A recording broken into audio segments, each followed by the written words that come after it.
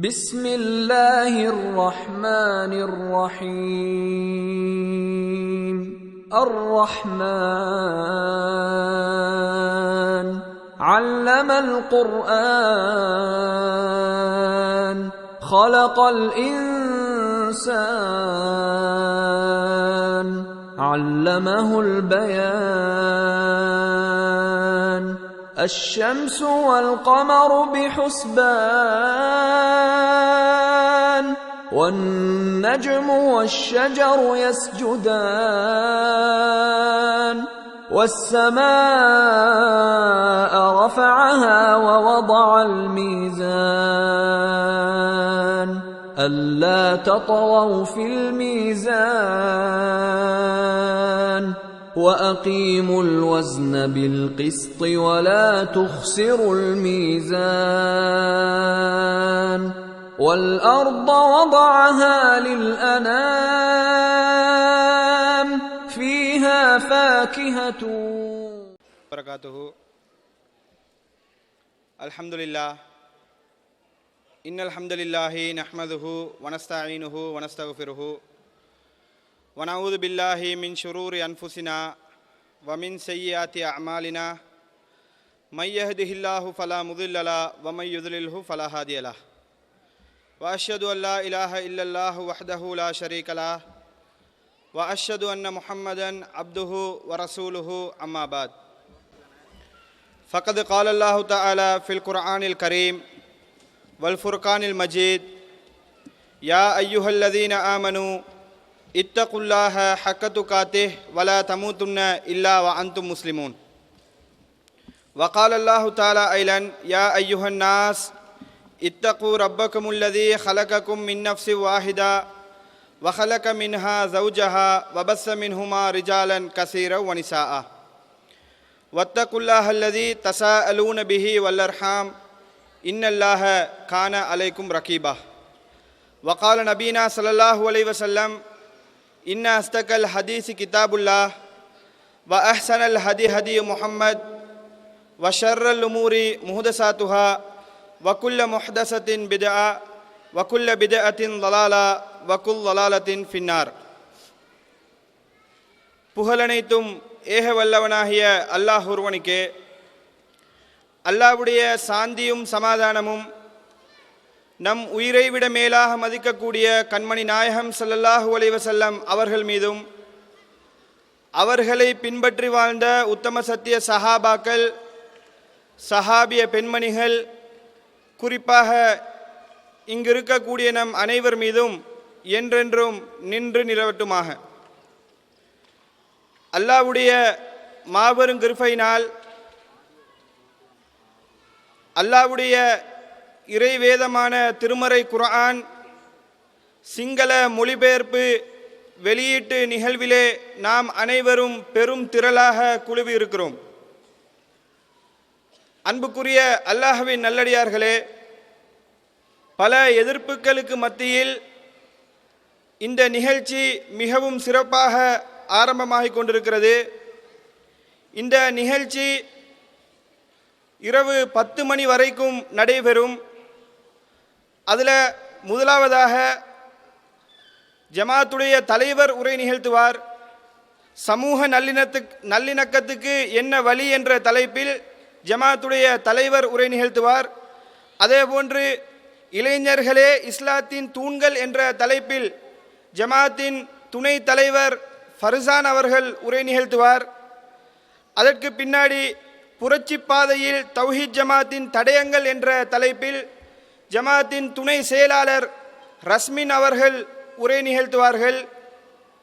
அதற்கு பின்னாடி 6:30 7 மணி வரைக்கும் தொழுகைக்காக வேண்டி இடைவேளை வழங்கப்பட்டிருக்கிறது. அதற்கு பின்னாடி 7 மணியிலிருந்து மீண்டும் எக்காலத்துக்கும் பொருந்தும் இறைவேதம் குர்ஆன் தான் என்ற தலைப்பில் ஜமாத்தின் செயலாளர் அப்துல் ராசிக் அவர்கள் சிங்கள மொழியில் உரை நிகழ்த்துவார். அதற்கு பின்னாடி சிங்கள மொழியிலான தர்ஜுமா வெளியீட்டு நிகழ்வு நடைபெறும். அதற்கு பின்னால் நாம் அனைவரும் எதிர்பார்த்திருக்கக்கூடிய தமிழ்நாடு தௌஹீத் ஜமாத்தின் நிறுவனராக இருக்கக்கூடிய பி ஜெயினுல் ஆப்தீன் அவர்கள் உரை நிகழ்த்துவார்கள்.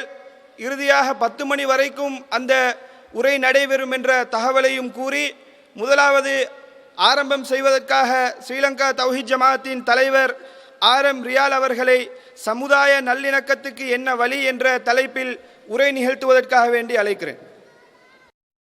அல்ஹம்துலில்லாஹ் அல்ஹம்துலில்லாஹ் நஹ்மதுஹு வ நஸ்தஈனுஹு வ நஸ்தக்ஃபிருஹு வ நஊது பில்லாஹி மின் ஷுரூரி அன்ஃபுஸினா வ மின் ஸய்யிஆத்தி அஅமாலினா மை யஹ்திஹில்லாஹு ஃபலா முதில்ல லஹு வ மை யுத்லில் ஃபலா ஹாதிய லஹு வ அஷ்ஹது அன் லா இலாஹா இல்லல்லாஹு வஹ்தஹு லா ஷரீக லஹு வ அஷ்ஹது அன்ன முஹம்மதன் அப்துஹு வ ரசூலுஹு யா அய்யுஹன் நாஸ் ரப்பக்குமுல்லதி خلقكم من نفس واحدة وخلق منها زوجها وبث منهما رجالا كثيرا ونساء واتقوا الله الذي تساءلون به والأرحام إن الله كان عليكم رقيبا. வார்த்தைகளில் சிறந்தது அல்லாஹ்வின் வார்த்தை என்றும், வழிகாட்டலில் சிறந்தது எம்பெருமானார் நபிகள் நாயகம் ஸல்லல்லாஹு அலைஹி வஸல்லம் அவர்கள் வழிகாட்டல் என்றும், செயல்களில் கெட்டது மார்க்கத்தில் புதிதாக உண்டாக்கப்பட்டவைகளாகும், புதிதாக உண்டாக்கப்பட்ட அனைத்தும் வழிகேடுகளாகும், வடிகேடுகள் அனைத்து நம்மை நரகத்துக்கு இட்டுச் செல்லும் என்ற எச்சரிக்கை எம்பெருமானார் நபிகள் நாயகம் ஸல்லல்லாஹு அலைஹி வஸல்லம் அவர்களுடைய உரையில் ஒவ்வொரு முறை நினைவுபடுத்தியதை உங்களுக்கும் எனக்கு நினைவுபடுத்தியவனாக என்னுடைய உரையை ஆரம்பம் செய்கின்றேன். பேரன்புக்கும் மதிப்புக்கும் உரிய எல்லாம் வல்ல அல்லாஹ்வின் நல்லடியார்களே, அன்பு சகோதர சகோதரிகளே, தாய்மார்களே, அல்லாஹ்வின் மாபெரும் கிருபையினால் அவனுடைய சத்திய மார்க்கமான இஸ்லாம் மார்க்கத்தை ஏற்று அதனுடைய அடிப்படையான குர்ஆனை மாத்திரம், குர்ஆனுக்கு முரண்படாத ஹதீஸை மாத்திரம் பின்பற்றி நமது வாழ்நாளில் எடுத்து நடக்க வேண்டும் என்ற நல்ல சிந்தனையுடனும் நல்ல தேவையுடனும் இந்த இடத்தில் நாம் எல்லாம் ஒன்று அமர்ந்திருக்கின்றோம். இந்த சிறப்பான நேரத்தையும் நாளையும் என்னை பொறுத்தவரையில் பொன் எழுத்துக்களால் பொறிக்க வேண்டிய எழுத்தாக இருக்கின்றது. ஜமாத்துடைய அனைத்து செயல்பாடுகளிலும் மிக வெற்றி அடையக்கூடிய உச்சக்கட்ட ஒரு வெற்றியை அடைந்திருக்கும் என்றால், நாம் இன்று இந்த இடத்தில் நடந்து கொண்டிருக்கும் இந்த தர்ஜுமா வெளியீடுதான். அன்புக்குரிய சகோதரர்களே, ஸ்ரீலங்கா தௌஹீத் ஜமாத் SLTJ என்று அழைக்கப்படக்கூடிய இந்த அமைப்பினூடாக இலங்கை பூராவும் சத்திய மார்க்கத்தை எந்தொரு விட்டுக்கொடுப்பும் இல்லாமல், எந்தொரு வளைவு நெளிவு இல்லாமல், யாருக்கும் எந்தொரு பயமச்சம் இல்லாமல் சொல்லக்கூடிய ஒரே ஒரு அமைப்பாக இயங்கி வருகின்றோம். இந்த அமைப்பினூடாக மார்க்கத்தை மட்டுமல்லாமல் சமூக பணிகளையும் மக்களுக்கு தேவையான நல்ல காரியங்களையும் நாம் செய்து வருவதை நீங்கள் எல்லாம் அறிவீர்கள்.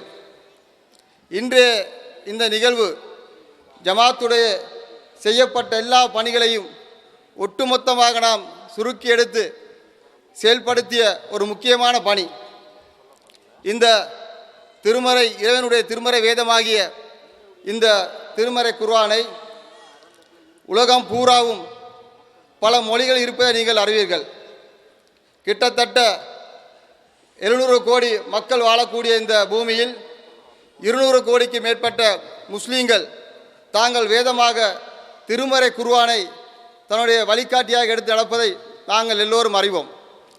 இது ஒட்டுமொத்த மனித சமுதாயத்துக்கும் வழிகாட்டக்கூடிய ஒரே ஒரு வேதம். இந்த இஸ்லாமிய மார்க்கம் அல்லாஹ்வால் அருளப்பட்ட ஒரு தூய்மையான இந்த இஸ்லாமிய மார்க்கம் மனித சமுதாயம் அனைவருக்கும் பின்பற்றுவதற்கு, அவர்களுடைய அனைத்து காரியங்களுக்கும், அனைத்து செயல்பாடுகளுக்கும், அவருடைய அனைத்து உள்ள வழிகாட்டுகளுக்கும் செயல்பாடுகளுக்கும் வழிகாட்டக்கூடிய ஒரே ஒரு திருமறை என்றால் இந்த திருமறை குர்ஆன் மாத்திரம்தான். மற்ற எந்த மதங்களிலும் இல்லாத ஒரு சிறப்பை இந்த திருமறை குர்ஆன் பெற்றிருப்பதற்கு பல காரணங்கள் இருக்கின்றது. அதில் மிக முக்கியமான காரணத்தை நாம் சொல்வதாக இருந்தால், ஒரு மனிதனுடைய வாழ்க்கையில் அவனுடைய நடைமுறைக்கேற்ப, அவனுடைய செயல்பாடுக்கு ஏற்ப, அவனுடைய எல்லா துறையிலும் வழிகாட்டக்கூடிய ஒரு வேதம் இருக்கிறதா இருந்தால் அது இந்த திருமறை குர்ஆன் தான். அது அவனுடைய குடும்ப வாழ்க்கையாக இருக்கலாம், அவனுடைய வியாபாரமாக இருக்கலாம், அவனுடைய இன்ன பிற குடும்ப உறவுகளாக இருக்கலாம். எல்லா காரியங்களுக்கும் ஒட்டுமொத்தமாக வழிகாட்டக்கூடிய ஒரே ஒரு வேதம் இந்த திருமறை குர்ஆன் தான். இப்படிப்பட்ட இந்த திருமறை வேதம் குர்ஆன் நம்முடைய கையில் இறைவன் தந்திருக்கிறான். இந்த குர்ஆன் முழுக்க முழுக்க நம்முடைய மக்கள் மத்தியில் இருக்கக்கூடிய கருத்து முஸ்லீம்களுக்கு சொந்தமானது, முஸ்லீம்களுக்குரியது என்ற நிலையில்தான் இன்று அதிகமான மக்களின் நம்பிக்கை இருக்கின்றது. இறைவன் திருமறை குர்ஆன் குறிப்பிடுகின்றான், இது இந்த வேதம் இறை வேதமாகும், இதில் எந்த ஒரு சந்தேகம் இல்லை, இரையச்சம் உடையவர்களுக்கு இது நேர்வழி காட்டும். இது இரையச்சம் உடையவர்களுக்கு நேர்வழி காட்டும் என்று சொல்லக்கூடிய இந்த திருமறை குர்ஆன் நமது கையில் இருக்கின்றது. இன்னொரு இடத்தில் அல்லாஹ் சொல்லுகின்றான், உதல்லில் நாஸ், இது முழு மனித சமுதாயத்துக்கும் சொந்தமானது. இந்த திருமறை குர்ஆன் முழு மனித சமுதாயத்துக்கும் சொந்தமானது என்று இறைவன் சொல்வதை நான் பார்க்கின்றோம். இன்றைக்கு நமது இலங்கை நாட்டாக இருக்கலாம், நம்மை சுற்றி இருக்க ஏசிய நாடு பொறுத்தவரையில் இந்த திருமறை குர்ஆன் என்பது ஒரு குறிப்பிட்ட முஸ்லீம்கள் கையில் மாத்திரம்தான் வைத்திருக்க வேண்டும், முஸ்லீம்களுக்கு உரிய வேத நூல் என்று சொல்லக்கூடிய செய்திகளை நாம் பார்க்கின்றோம். ஒரு அந்நிய மதத்தவர், ஒரு அந்நிய கருத்தை சார்ந்தவர் இந்த குர்ஆனை கேட்பாரேயானால், இந்த குர்ஆனை பார்க்க விரும்புவாரேயானால் அது நமக்கு தீட்டுமாய் நாம் நினைக்கின்றோம். நீங்கள் தொடக்கூடாது, உங்களுக்கு தொடுவதற்கு தகுதி இல்லை என்று சொல்லும் அளவுக்கு வைத்ததால் தான் நம்முடைய திருமறை குர்ஆன், இந்த நாம் ஏற்றிருக்கின்ற முஸ்லீம்களுடைய குர்ஆன் என்ன சொல்கிறது, இவர்கள் வேதத்தில் என்னத்தான் இவர்கள் படிக்கிறார்கள், இந்த வேத நூலாக இவர் நடைமுறை எப்படி இருக்கின்றது என்று மாற்று மத சகோதரருக்கு தெரியாத சூழ்நிலையால் பல பிரச்சனைக்கு நாம் முகம் கொடுக்கின்றோம். இப்படி இந்த இலங்கையில் இந்த சத்திய மார்க்கத்தை, இந்த உண்மையான அல்லாஹ்வுடைய மார்க்கத்தை எடுத்து சொல்வதற்கு இந்த ஜமாத் முற்படும் போது பல வகையான முட்டுக்கட்டைகளை முகம் கொடுத்து, பல வகையான பிரச்சனைகளை முகம் கொடுத்து தான் இந்த நிகழ்ச்சியை நாம் இந்த இடத்தில் நடத்தி கொண்டு இருக்கின்றோம். அன்புக்குரிய சகோதரர்களே, இந்த திருமறை குர்ஆன் இந்த தர்ஜுமா லேசான வழியில், சுலோபமான வழியில் நாம் உங்கள் கையில் கொண்டு தருவதற்கோ இதை வெளியிடுவதற்கோ நமக்கு நேரம் காலம் அமையவில்லை. ஜமாத்துடைய கிட்டத்தட்ட பல ஆண்டுகள், குறிப்பாக சொல்வதாக இருந்தால் 12 ஆண்டுகள் முயற்சி பண்ணி இந்த திருமறை குர்ஆன் வெளியிடுவதற்கு நமக்கு கால நேரம் நமக்கு தேவைப்பட்டிருக்கிறது. இப்படிப்பட்ட இந்த சூழ்நிலையில் இந்த குர்ஆனை, அல்லாஹ்வுடைய வேதத்தை, அல்லாஹ்வுடைய மார்க்கத்தை நாம் வெளியிடுவதற்காக முயற்சிக்கும் போது நம்மை சார்ந்த முஸ்லீம்கள் என்று சொல்லக்கூடிய பேர் தாங்கிகள், நாங்களும் முஸ்லீம்கள் தான், நாங்களும் குர்ஆனை தான் நம்முடைய வழிகாட்டியை எடுத்திருக்கின்றோம் என்று பேரளவிலும் சொல்லக்கூடிய முஸ்லீம்கள் இதுக்கு பல வகையான எதிர்ப்புகளை தெரிவித்ததை நீங்கள் எல்லோரும் அறிவீர்கள். நாளை மறுமையில் அல்லாஹ் இடத்தில் அவர்கள் பதில் சொல்ல வேண்டும்.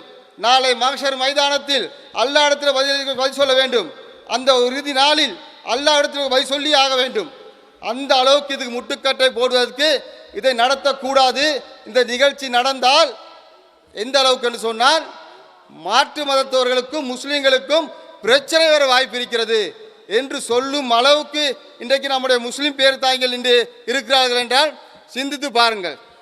இந்த திருமறை குர்ஆன், இந்த அல்லாஹ்வால் அருளப்பட்ட இந்த குர்ஆன், அல்லாஹ் தொல்லில் நாஸ் என்கிறான், முழு மனித சமுதாயத்துக்கும் சொந்தம் என்கிறான். ஆனால் எங்களுடைய நிலைப்பாடு எப்படி இருக்கிறது? இது நமக்கு சொந்தமான சொல்லிக்கொண்டு இருக்கிறோம். இந்த நேரத்தில் நான் சொல்லிக்கொள்ள ஆசைப்படுவது என்னவென்றால், இந்த 2 நிகழ்வுகள், அதாவது இந்த தர்ஜுமாவை வெளியிடுவதற்கு நாங்கள் எந்த அளவுக்கு முயற்சி பண்ணினோம் என்பதை நமக்கு சொல்லல்லாத அளவு நமக்கு கவலையாக இருக்கின்றது. அந்த அளவுக்கு இந்த தர்ஜுமா வெளிவரக்கூடாது என்பதற்காக வேண்டி பல முயற்சிகளை, பல திட்டம் தீட்டி, அதாவது சனிக்கிழமை இரவு வரைக்கும், சனிக்கிழமை இரவு மத்திய இரவு வரைக்கும் நாம் முயற்சி பண்ண வேண்டியிருந்தது இந்த தர்ஜுமாவை வெளியிடுவதற்காக நிகழ்ச்சி நடத்துவதற்காக வேண்டி.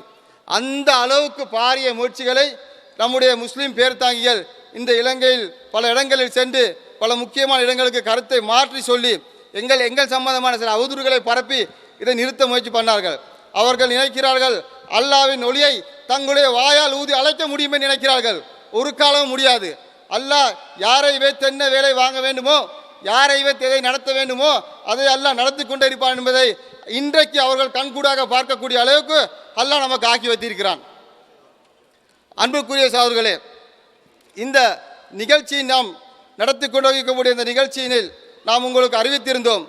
முக்கியமான நாம் எதிர்பார்த்திருந்த பிரதம அதிதியாக சகோதரர் பிஜே அவர் இங்கே கலந்து கொள்வார் என உங்களுக்கு எல்லோருக்கும் அறிவித்திருந்தோம். கண்டிப்பாக இதை நடத்துவதற்கு, குர்ஆனை நடத்துவதற்கு எவ்வளவு முட்டுக்கட்டை போட்டார்களோ இதைவிட பன்மடங்கு அவர்களுடைய பொருளாதாரத்தை செலவழித்து, அவர்களுடைய பதவிகளை செலவழித்து, அவர்கள் இருக்கக்கூடிய என்னென்ன அந்தஸ்துகள் இருக்குதோ அனைத்து முழு மூச்சாக செலவழித்து அவர் வருவதற்கு தடை விதித்தார்கள். தடை விதித்த சூழ்நிலையில் தான் நாம் இந்த நிகழ்ச்சியை நடத்தி கொண்டிருக்கிறோம். ஆனால் இன்ஷா அல்லாஹ் சொன்னது போன்று அந்த தலைப்பில், அவருடைய தலைப்பில் இங்கு உரை நடக்கும். அதனுடைய ஏற்பாடுகள் இன்ஷா அல்லாஹ் நடந்து கொண்டு இருப்பதை உங்களுக்கு நான் முன்கூட்டி அறிய தருகிறேன். பேரன்புக்குரிய எல்லாம் வல்ல அல்லாஹ்வின் நல்லடியார்களே, இந்த நிகழ்ச்சியின் போது நாம் வெளியிடக்கூடிய இந்த திருமறை குர்ஆன் தர்ஜுமா, இதனுடைய பெருமதியை, இது வெளியிடுவதால் நமக்கு கிடைக்கக்கூடிய சந்தர்ப்பத்தை புரியாததால் தான் இதை எதிர்க்கிறதுக்கு மக்கள் முன் வந்தார்கள். அந்த பேர்ந்தாங்கி முஸ்லீம்கள், தாங்களை முஸ்லீம்கள் சொல்லக்கூடியவர்கள், இது வெளியாவதால் நமக்கு என்னென்ன பலன் கிடைக்கும், நம் நாட்டில் இருக்கக்கூடிய பிரச்சனைக்கு என்ன தீர்வு கிடைக்கும் என்பதை சற்று சிந்திக்காமல் தான் இவர்கள் இதை எதிர்த்து இதை நிற்பதற்கு முடிவெடுத்தார்கள். பேரன்புக்குரிய சகோதரர்களே, புரிந்து கொள்ளுங்கள் என்னவென்றால், இந்த தர்ஜுமா நமக்கு வெளியாவதால் பல நன்மைகள் நமக்கு அடைய வாய்ப்பு இருக்கின்றது. என்னவென்று சொன்னால், இந்த சிங்கள மொழியில் தர்ஜுமா வெளியாவதால் உங்களுக்கு தெரியும், இலங்கையில் சில ஆண்டுகளுக்கு முன்னால், சில காலங்களாக மதவாதிகளாலும் இனவாதிகளாலும் பல பிரச்சனைகள் நம் முன்னால் வைக்கப்பட்டது. இந்த குர்ஆனில் காஃபிர்கள் சொல்லக்கூடிய எங்களை குறிப்பிட்டு கொல்ல சொல்லப்படுகிறது, கண்டிடத்தில் வெட்ட சொல்லப்படுகிறது, இந்த அபாயா சம்பந்தமான இப்படி ஏராளமான என்னென்ன சர்ச்சைகள் வைத்தார்களோ அனைத்து சர்ச்சைகளுக்கும் அறிவுபூர்வமான பதிலோடு திருமறை குர்ஆன் வெளியாகின்றது. அன்புக்குரிய சகோதரர்களை விளங்கிக் கொள்ளுங்கள், இந்த திருமறை குர்ஆன் வெளியாவதால் இந்த சத்திய மார்க்கம் ஒன்று அவனிடத்தில் சென்றடையும். இந்த சத்திய மார்க்கம் அவன் உள்ளத்தை தொடும். எங்களுடைய முயற்சி நாம் இந்த குர்ஆனை வெளியாக்குவது மட்டும்தான். மார்க்கத்தை கொடுப்பது, தீனை அவன் உள்ளத்தில் உட்படுவது அல்லாஹ்வுடைய ஏற்பாடு. இந்த மார்க்கம் ஒன்றால் சென்றடையும். இல்லாவிட்டால் எதையெல்லாம் அவன் புனைத்து பேசினானோ, எதையெல்லாம் அவதூறாக சொன்னானோ, எதையெல்லாம் இட்டுக்கட்டி சொன்னானோ அவை அனைத்துக்கும் அவனுக்கு நேரடியாக பதில் கிடைக்கும். இந்த திருமறை வெளியாவதால் அவனுக்கு அனைத்துக்கும் பதில் கிடைக்கக்கூடிய சூழல் இந்த திருமறை இருக்கின்றது.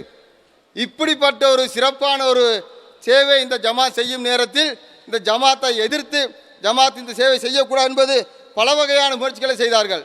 இந்த தர்ஜுமாவை வெளியாக்குவதற்காக வேண்டி பல ஆண்டுகள் எடுத்த முயற்சியில் ஜமாத்துடைய முக்கிய பணிகள் எவ்வளவு முடக்கப்பட்டன, ஜமாத்துடைய எத்தனையோ சேவைகள் நிற்பாட்டப்பட்டன, ஜமாத்துடைய எத்தனை தகவல்கள் நமக்கு இதுக்கு செய்ய முடியாது, இதை முடித்தாங்க என்றதுக்காக பல விஷயங்கள் நாம் நிப்பாட்டி பல வேலைகளை செய்ய வேண்டிய சூழல் வந்தது.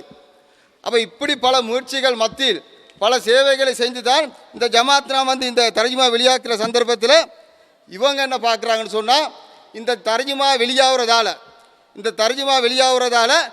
எங்களுக்கு எந்த பாதிப்பும் இல்லாட்டியும் இவங்க இந்த தர்ஜுமா வெளியாக்குறதால இவங்களுக்கு ஒரு பேரும் புகழ் வந்துடும், இவங்க ஒரு அந்தஸ்தை அடைஞ்சிருவாங்க, இவங்க மக்கள் மத்தியில் போயிடுவாங்க என்ற ஒரு காழ்ப்புணர்ச்சியும் இதுக்கு முதல் காரணமாகிறது. இல்லாவிட்டால் இலங்கையில் கிட்டத்தட்ட பல தர்ஜுமாக்கள் வெளியாகின்றன. இலங்கையில் கடைசியாக காதியானுடைய 2 வாரங்களுக்கு முன்னால் நாங்கள் காஃபீர் என்று சொல்லக்கூடிய காதியானுடைய தர்ஜுமா வெளியாகின்றன. 2 வாரங்கள் தான் ஆகின்றது.